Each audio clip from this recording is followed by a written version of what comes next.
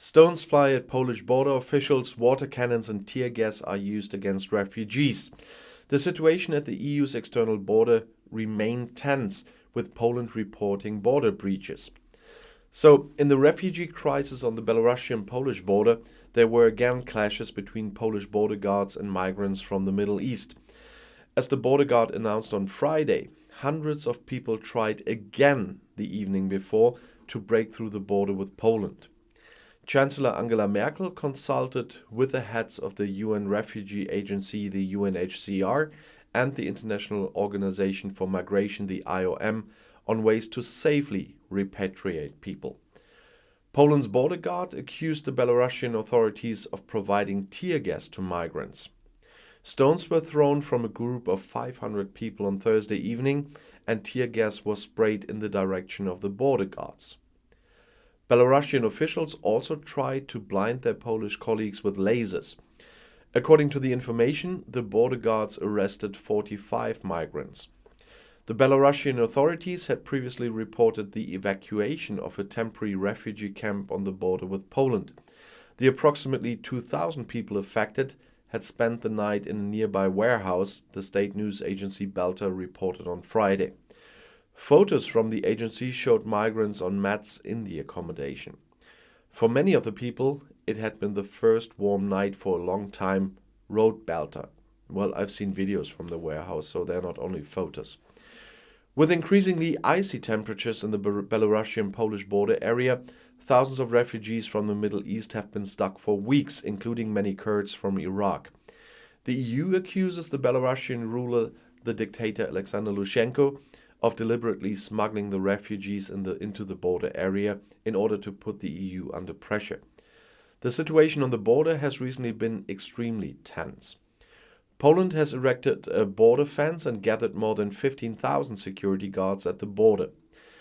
Defense Minister Mariusz Błaszczak said that Warsaw had accepted an offer from Estonia to help out with 100 soldiers on the border. Belarus denies the EU's allegations and has called on its member states to accept migrants from the border area. On Thursday, Minsk announced the repatriation of 5,000 of the 7,000 migrants who were stranded in Belarus, according to Belarusian sources.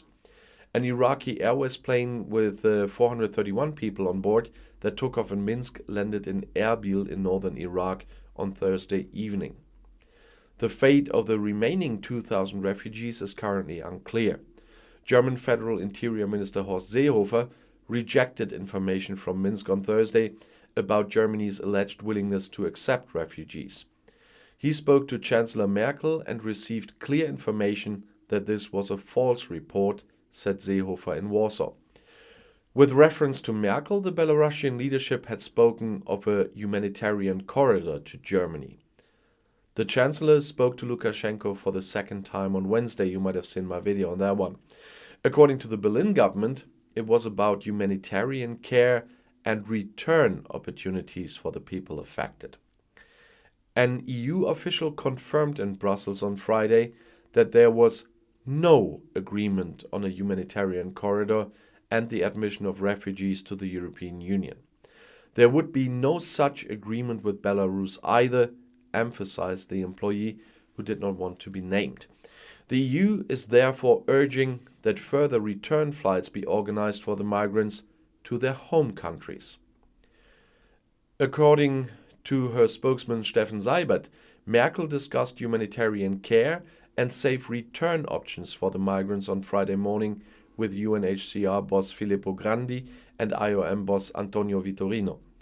The crisis on the EU's external border was also on the agenda at a meeting between Merkel and NATO Secretary General Jens Stoltenberg. Meanwhile, Lukashenko phoned Russia's President Vladimir Putin on Friday. Both have underlined the importance of cooperation between Minsk and the EU to solve the problem, announced the Kremlin. Poland and other EU countries, as well as Ukraine, suspect Russia of helping to steer the refugee crisis.